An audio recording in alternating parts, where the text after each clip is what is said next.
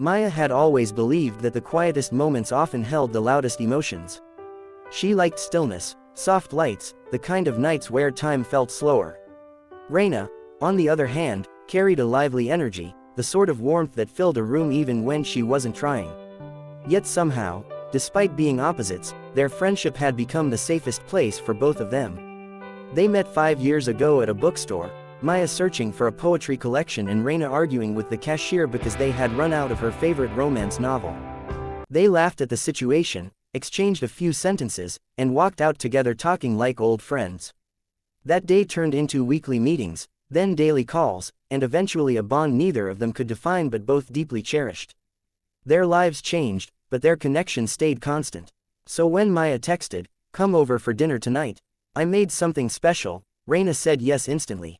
It had been a long, heavy week, work pressure, emotional exhaustion, and an emptiness she couldn't shake. Maya's house always felt like a breath of fresh air. The evening breeze was cool when Raina arrived. She knocked once, and the door opened before she could knock again. Maya stood there in a soft brown dress, her hair tied loosely, her expression calm yet carrying something unspoken. "You're early," Maya said, smiling softly. "I told you I couldn't wait," Raina replied, stepping inside. But as soon as she entered, she paused. The lights were dim, soft, and warm. Candles lined the dining table, their flames dancing gently. A faint scent of jasmine floated in the air.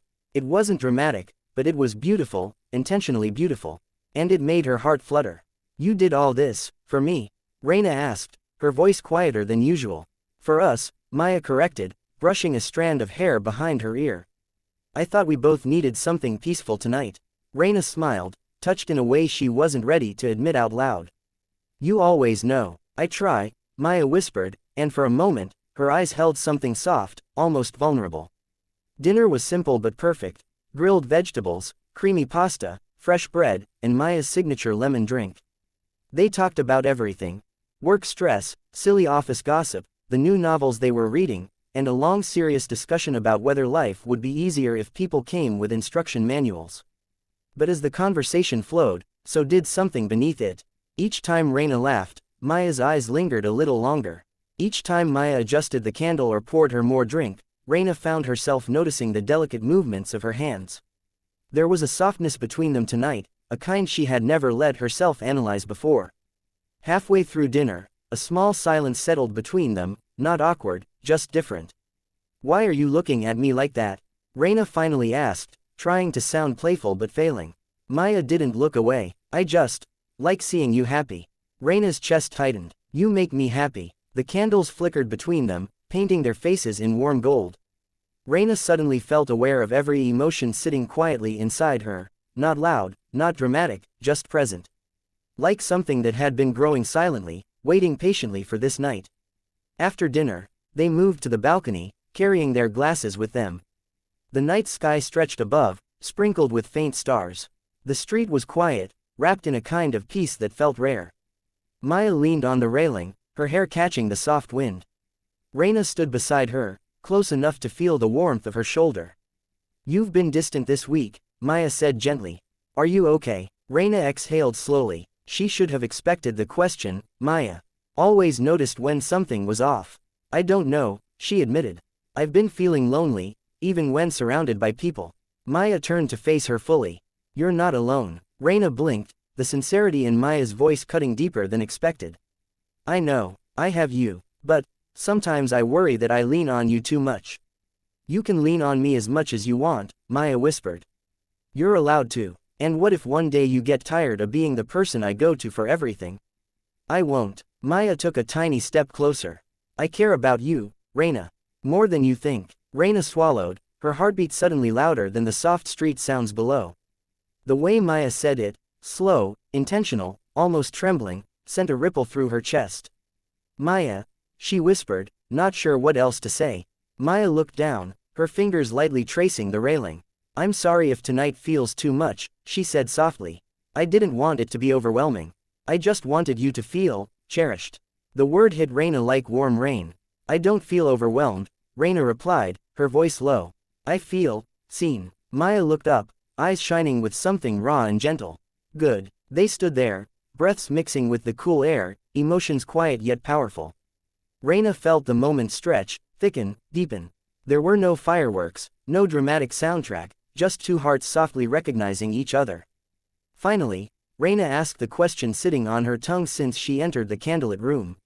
Why tonight? Why all this? Maya didn't answer immediately. She looked at the candles inside, then at the sky, then finally at Raina. Because I wanted to tell you something, she said. And I didn't know how to say it without creating a space where you felt safe. Raina waited, her heartbeat stuttering. Maya, what is it? Maya took a small breath. I think my feelings for you aren't just friendship anymore. The world seemed to pause, not in shock, but in a strange, warm stillness. The words didn't feel unexpected. They felt like truth finally put into sound. Raina's voice trembled. How long have you felt this? A while, Maya admitted. But I didn't want to lose you. I thought maybe if I stayed quiet, the feelings would fade. She looked up, eyes soft but steady. They didn't. Raina felt tears sting at the corners of her eyes, not of sadness, but of relief. Because she had felt something too, something she never allowed herself to explore. Maya, she whispered, I've been feeling it too. The relief on Maya's face was gentle but so visible that it made Raina's heart ache. Maya let out a breath she had been holding for months, maybe years. Really? Maya asked, almost cautiously. Really? Raina said, stepping close enough that their arms brushed. I didn't realize it fully, until tonight. Maya laughed softly, but it was the kind of laugh that came with unshed tears. I was so scared you'd pull away. I'm not going anywhere, Raina said. They went quiet again, but this time it was a tender silence. Their hands rested on the railing side by side. Slowly, carefully, Raina turned her hand so her fingers brushed Maya's.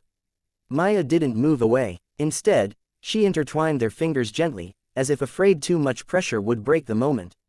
Raina felt warmth flood her chest, not wild, not overwhelming, just warm enough to rewrite the night. You know, Raina said softly, you didn't need candles to tell me something important. I know, Maya replied. But I wanted you to remember tonight. I will, Raina whispered. Always. They stayed on the balcony for a long time, talking about everything and nothing.